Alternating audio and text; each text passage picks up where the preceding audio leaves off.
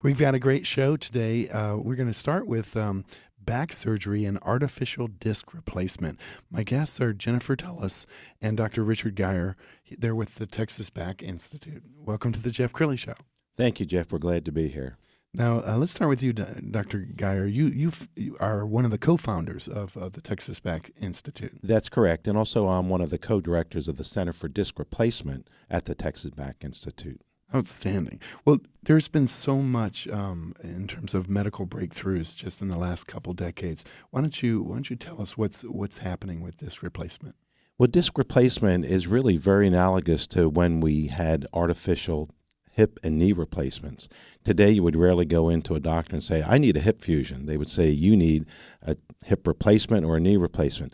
Artificial disc first began in the year 2000, believe it or not, and we've been doing them for 17 years. We were the first to carry out lumbar disc replacement, and we're one of the largest centers in the country that continues to do both cervical, which is the neck, and lower back disc replacements. And it's much better than fusion, is that right? Absolutely, because if you think about it, if you do a fusion, you put increased stresses on the levels above, and that's how we first became aware of disc replacement, first being done in Europe in the early 1990s, and we were very instrumental in starting the first disc replacement FDA study in the U.S. in March of 2000, and in fact did the first at Texas Back Institute.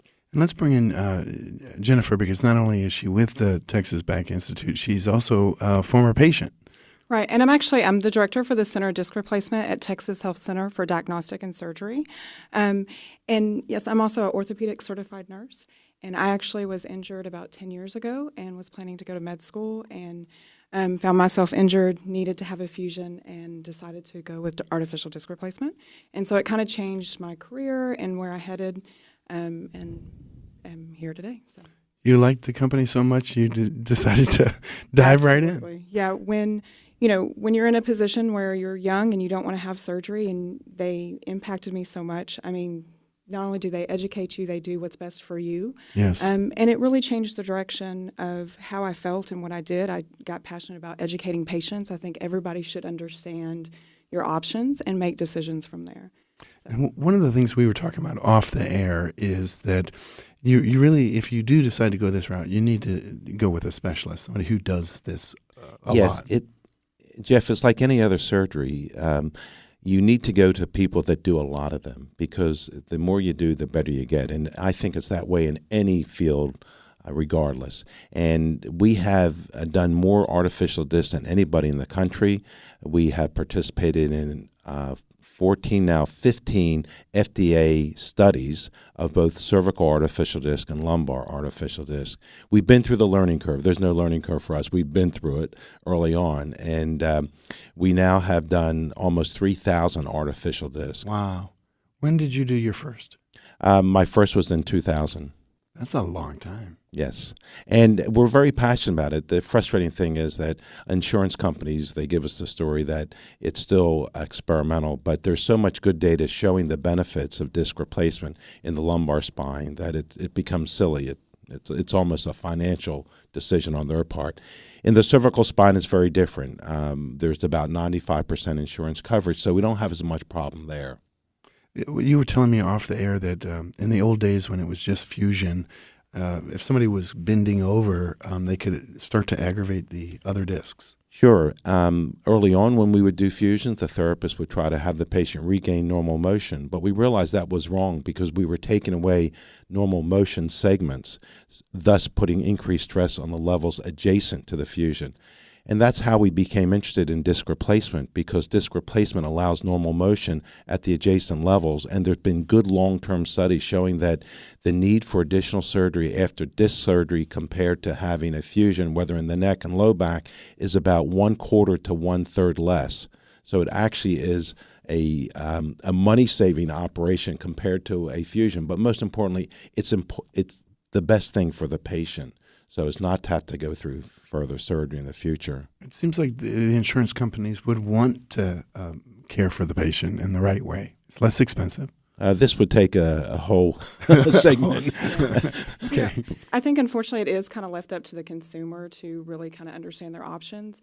When you're looking at somebody's life, like for example, a pilot, if they have to look up and, touch things above them or turn their neck, if they have a fusion in some situations, they wouldn't have that range of motion and they may have to retire. So looking at an insurance standpoint and, checking a box, it's okay, they're going to have good outcomes. But when you're looking at that person, that changes their life. That may be their passion. That's what they do for work. And so, for instance, we see a lot of pilots that find us and fly in because it makes a difference. They're allowed to continue their job and their passion. And you guys have really gained a national reputation, haven't you? Yes, we see patients from all over the U.S. and also all over the world as well. What kind of questions should a patient be asking their doctor? Well, I think any patient that has been told they need a fusion either in the neck or the low back should say, am I a candidate for disc replacement? And if the doctor says, oh, absolutely not, then you need to say, do you do disc replacement? Because if they don't do it, then obviously they're not going to tell you that you're a candidate. So I think that if the patient is interested in a motion preservation operation, they should go somewhere where the surgeon has done a lot of these and has been involved with studies and has a very good reputation about them. Do you see the insurance industry at some point getting the message? Well, they clearly have the message for the cervical spine. And as I said, 95% of patients are covered for disc replacement. In the lumbar spine, it is slowly getting better. We're at about 55% coverage, but it's still like pulling teeth. And it's a shame, especially in young people that are candidates for having disc replacement, to have them relent and say, well, my insurance company won't pay for it. I'll have a fusion. And I know in my own mind at 10 years, that patient has a 3- or 4-fold chance of needing more surgery. So it is frustrating for me and for the patients. And Jennifer, you guys can really help them walk through the process and navigate it. Yeah, absolutely. We have somebody, you'll have a coordinator who comes in, they get you scheduled. We do a lot of education. These guys spend a lot of time in the room with the patient talking about it. And it's important to know when you walk in the door, some people are dead set, I want to have this disc replacement. But it's important to not only go to somebody who's had a lot, but who'll also tell you no. It's important to pick the right procedure. And so that's something that these guys will do. They will talk to you and they're going to explain to you and tell you what works best for you. And that's unique. Who makes a good candidate? Well, a good candidate is somebody that has had chronic functionally limiting low back pain. They've failed all the treatments. They've given up all their usual activities, even activities of daily living like bending over, tying their shoes, and things like that. A lot of these patients have had previous herniated disc surgery, and those are actually the best patients. Often those patients are told, well, you need to have a fusion. In the cervical spine, it's a little bit different. These are people that have acutely herniated discs. They have severe neck and arm pain, and especially in the younger person, it is a wonderful operation in contrast to doing a fusion. Although the results initially are very good from both, we begin to see a difference in the results as we get to 7, 10 years out. And now we have good 10-year data that shows that if you've had a cervical disc replacement, your chance of needing additional surgery at the levels above and below are far less than if you had a fusion. This may be a dumb question, but is this what Tiger Woods, is this the operation he got? Because of HIPAA, I really can't talk. I just have to refer you to their press release. Okay, all right. So, moving along, if somebody's listening to this right now and they have questions, how can they reach you guys? Actually, you can search just the centerdiscreplacement.com and just come through this direction.